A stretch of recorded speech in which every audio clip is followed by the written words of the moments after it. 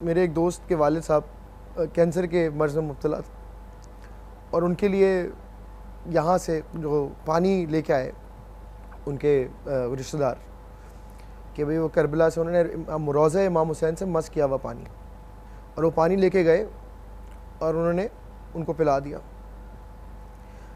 अब मेरी नज़र में ये बात है कि अगर आपके अंदर अक़ीदत है